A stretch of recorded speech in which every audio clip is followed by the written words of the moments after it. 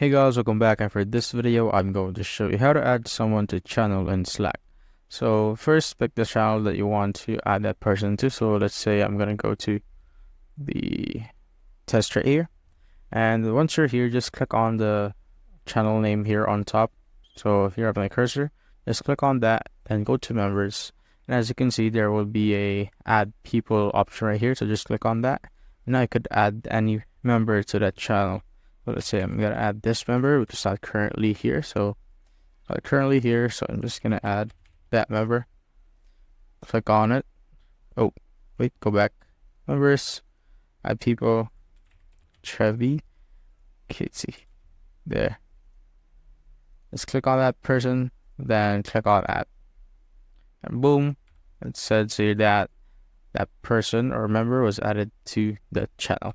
That's it, guys. If you have found this video helpful, simply leave a like below or subscribe because it helps reach more people. See you on the next one.